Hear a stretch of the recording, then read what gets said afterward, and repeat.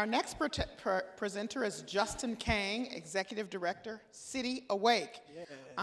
His presentation is really getting to the heart of a question that maybe some people have asked. It's mobilizing a generation why millennials are not the worst. You know, we want to hear what he has to say. Justin Kang is the Executive Director of City Awake, a civic innovation lab of the Greater Boston Chamber of Commerce, which focuses on the bold ideas necessary to solve the local issues we deem frustratingly inexcusable in modern society. He serves on the boards for multiple nonprofits and is a proud big brother. So, Justin Kang. Good morning. Oh, thank you. All right. Let's just make sure technology is working. First, I just want to thank everyone for your time today. I want to first thank the University of Massachusetts Boston. We've been in a partnership for over the last year, and I just want to say it's been a proud privilege, and I believe the future of Boston is tied with the future success of this university. So it's been my privilege to work with the many different faculty, students, administrators over the past year. The second team I want to thank, just because they could have been working this morning, they're actually here with me today, my teammates from the Greater Boston Chamber of Commerce. Thank you so much for spending this morning instead of working.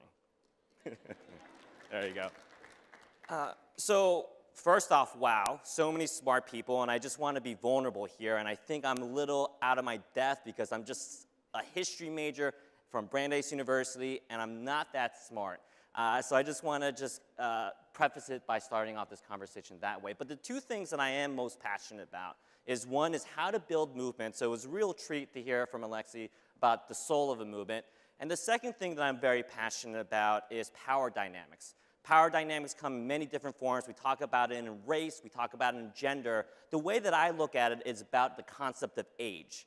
And age is also one we can assume that there's a power dynamic versus old people versus young people, where old people mistreat young people, but there's also a new narrative where also older people are being mistreated in the employment field, in the technology sector, et cetera. So it goes both ways. But today I'm going to talk about how we can mobilize a generation, and that I want to convince you that millennials are not terrible people, and that we actually have a societal benefit. So where we begin is actually, let's get a test of who's in the room. Baby boomers? You can raise hands. You can clap for yourself. That's okay. There you go. Okay, all right. Well, thank you, guys. Gen Xers? You can clap. Come on. Embrace. Millennials? Gen Yers? There you go. And Gen Zers. Okay, we'll work on that. So the first thing we need to start off with is statistics, right?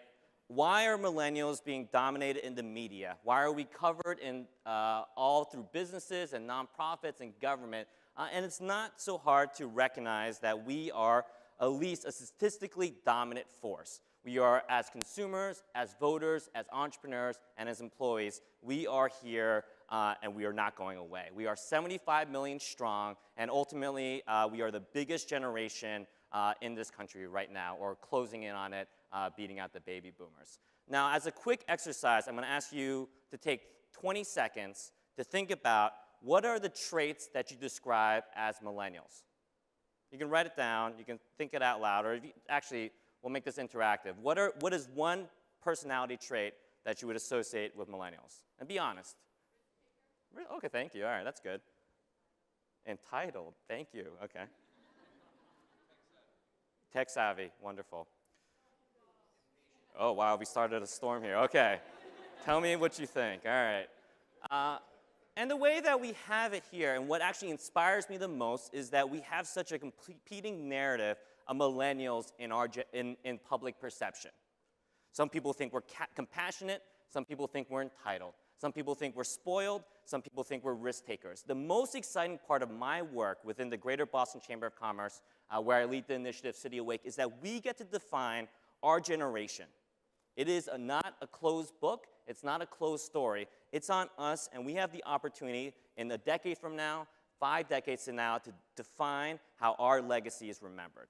So right now, there's complete confusion, but it's on us to define it, and that's what makes me so excited about the work that I do. Now, my confession is I'm a millennial, if you couldn't tell. I'm 29 years old, And most people might think I'm a millennial because I live in Inman Square. I like craft cocktails. I've had 10 jobs in like 2 years. These are all attributes that are all associated why I might be defined as a millennial. But the truth is, I'm a millennial because I was born in 1986. And this is not a stock photo. This is really my mom, so if you ever see her, you can tell her that you've seen her in a personal photo, and that's me right there. October 31st, I'm celebrating my 30th birthday next week. That's not that big of a deal. But ultimately, I'm a millennial because I was born in the early 1980s, and then if you're in the 1990s, mid-1990s, that's what classifies us. Now, so that's what makes me on a mission to think about and what makes me so personally motivated in ensuring that this population is not forgotten, misattributed to, and that we're inspired and helpful to the productivity of society. So my story begins in 2012. There's a presidential election season happening right now, but if you remember 4 years ago, there was another presidential election. And what was happening on the national dialogue, you had two narratives happening. On one side, you had Mitt Romney, and then you had President Barack Obama. And what was happening in that conversation was infuriating to me because Obama was calling Romney and all financiers selfish and greedy, et cetera, and Romney on his hand was comparing Obama as active, spineless activist, et cetera. Now, that was happening on a national stage, but what was most concerning to me was that in my 20s, in my 30s, my friends were saying the exact same thing. So my friends who were in the nonprofit sphere were already calling their counterparts in the finance sector as selfish, as greedy. And then my friends in private equity or venture capital calling my activist friends as, granola crunchy, whatever it might be. And that was not acceptable to me, right? At this early stage, it's not a surprise at all that on the biggest stage of the world, a presidential election, that we diminish ourselves to name calling. And now we see it even worse as it has become a trend in this presidential election. So my frustration turned into action. So I did something very simple. I went to New Hampshire. I found 10 friends who considered me a friend. These lovely people went with me to New Hampshire to ski for a weekend. I believe the best way to network is to build friendships. So I got friends from all different sectors, private sector, government, nonprofits. They didn't know each other, and we all went to this cabin in New Hampshire. And by the way, it's an amazing cabin. It was check it out, Airbnb. And it was just a fantastic time, right? It was a fantastic time where we actually just built connections and built friendships. No motivation. I didn't have a big ambition to create a movement. It was just to do my little part in making a little progress. Something happened, though. Thereafter, I organized 17 retreats for the next 2 years, month after month after month after month. So my Airbnb rating is off the wall, like 5 stars. I have awesome points on my credit card. And it's because for the next 17 months, I would go to Vermont, New Hampshire, Cape Cod, with all these different individuals. And ultimately, we built this community of 137 young adults, people in their 20s and 30s, all across different sectors, 40% racial minorities, over 50% women. And the cool part was by the 4th retreat, I didn't know anybody. So just take that in for a moment. In the beginning, it was all limited to my friends, my network, and by the 4th, 5th, 6th retreats, there were people that I didn't even know. And something amazing happened. Organically, we started to build a community without my leadership. This is where movements succeed. There's a book, just going off sort of my script, though I don't have a script. There's a book, I don't even know, The Power of Habits. There's a chapter about habits and movements. And the one thing that all movements have is some ability to self-organize. So the most fascinating thing, serendipitously, we started creating sort of self-organization. So the women in the group started having a monthly women's brunch. We started playing poker. We started a book club, a running club, all these things for these 137 individuals. And these people didn't go on the same retreat. They went on different retreats. Some people started even traveling internationally and nationally. We went to Chicago. We went to Austin. These good-looking people went to Iceland. But the problem was, even though we built this amazing community that created these strong social bonds, we weren't translating that to action, to making sure that we can contribute to the civic dialogue of Greater Boston. Sorry, I always try to use this as a photo for whatever reason in my presentations. This is me as a sad clown. I was not satisfied. For me, it was not acceptable where we had this opportunity of 137 young adults. What's the point outside of just building these friendships? So the question that we asked ourselves is, how do we mobilize this community for some social good? So to take a little break, though, let me just sort of give you a glimpse of Greater Boston as a whole. 33% of the population is between the ages of 21 to 35. 44% in Cambridge, 44% in Somerville. Now, I just want you to imagine as a demographic that 33% of your population is not engaged in the political or civic process. If it was any other sort of demographic, we would be up in arms. But the challenge is that we don't cater enough to this demographic besides some applause lines that we don't significantly, substantially, authentically engage them. 45% are eligible voters, and we contribute $1 billion to the economy of the city. So in 2015, we started to pivot, modify our strategies a little bit. We started being more public-facing and not worrying just about our internal community building. We said to ourselves, what can we do to generate interest and passion of these young people for this city? So we did a few things. One thing that we did was something called Our Convention. We organized a summit, a half-day summit at the Edward Kennedy Institute in partnership with UMass Boston, where we convened 325 millennial leaders to come out here and sort of ideate and think through best practices of how to improve the city. A few other things that we did was we hosted 2 forums, one with Boston Creates with the Arts and Commissioner Julie Burrows. We did a forum with her, and we also did a forum with Boston 2024. And I want to actually emphasize the interaction we had with Boston 2024 because it revealed the most clarifying moment for me. So Boston 2024, the Olympic bid, obviously was a hot topic in our city, and they asked, can you help us organize millennials for the city? So we did a town hall, and the first question we asked the CEO, Rich Davey, how many young people have been coming to your town hall every day? And he said 0, right? And he was being hyperbolic. I'm sure he meant like a few people, right? But the point was that there was no connection point between civic business leaders and this community, right? We had the people who were interested, and we had the business civic leaders who were also interested, but there was no connection point. So in 2015, we hosted these public events, but it wasn't satisfactory because we realized that we're not in the event planning business. We wanted to make sure that we drive action. So this is where we are today. And I say this humbly, this is my attempt in building a movement, especially around young people in Greater Boston.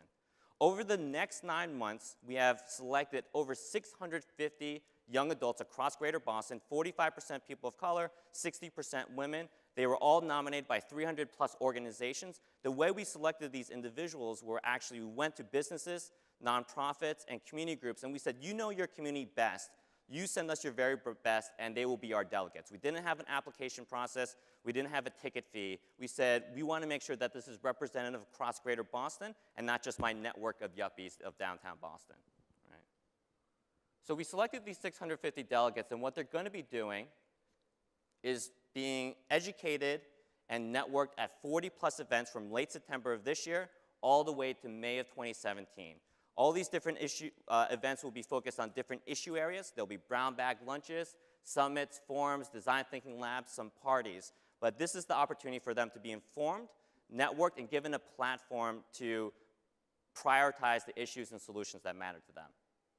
These are some of the issues that we're talking through. I'm going to pass these things through, but these are the main outputs that we're focusing on. As I mentioned before, we're not in the event planning business. We want to make sure that there's clear outputs so that we can drive real action in Greater Boston. So the 3 things that we're working on to producing next year is 3 reports. One report is with the Boston Foundation. It's a quantitative report where we're going to analyze the perception of millennials in Greater Boston. Do they think it's safe? Do they think it's affordable? Do they think what's their favorite mode of transportation? And the important part there is because everything that we talk about this generation is very anecdotal. So when we have these statistics saying that 80% of millennials think Boston's unsafe, political leaders, foundation leaders, and business leaders can start reacting to that to actually build a city that is more welcoming to this generation. We're going to be creating a second report, sort of a best of compilation of essays from our delegate class. to sort of ideate and prioritize the 10 best ideas that we can showcase to the different communities here of how we can improve the city. And then the third report we'll be doing is a storytelling book where sort of like Humans in New York, but trying to connect this generation and telling their story of why they love the city so much, and again, why they want to stay here. So I just want to say thank you so much. I apologize, a little rushed at the end, but I want to be mindful of your time. I want to say thank you to everyone, and I hope to see you soon. All right.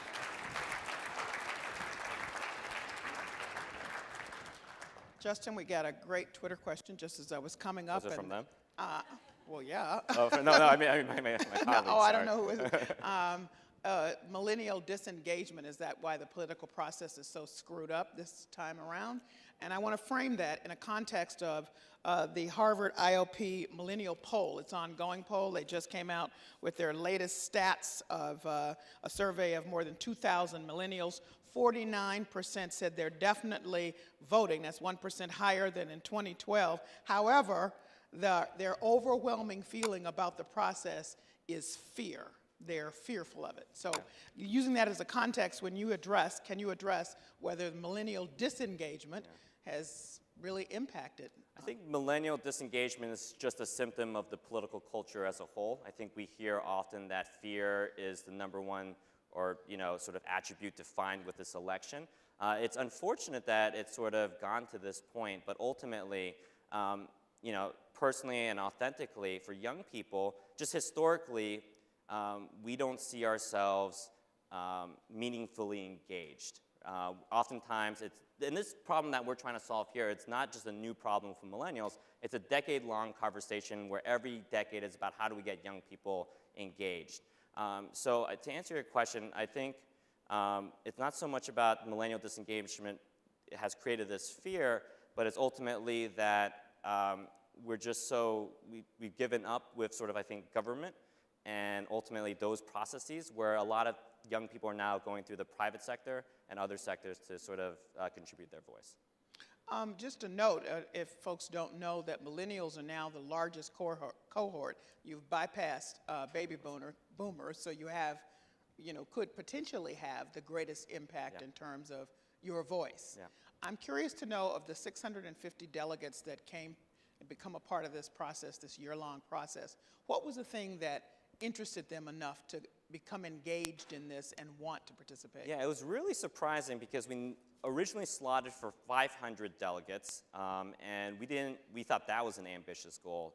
I think it's just there is a genuine interest in people in this city and this region to just simply be civically engaged. And the demographics are diverse across the board, where it's 40% private sector, 40% nonprofit, 20% other, and I talked about the other racial and gender diversity. I think at the core, people just want to give back, and for them and for us, there isn't a clear connection point. So in the situation where labor has unions and teachers have unions and the business has a chamber of commerce, I think people were just very excited that there was a platform that can give a clear outlet to sort of the larger community to have their voice represented. All right, that's Justin Kang. Millennials are not the worst. Thank you so much. Thank you.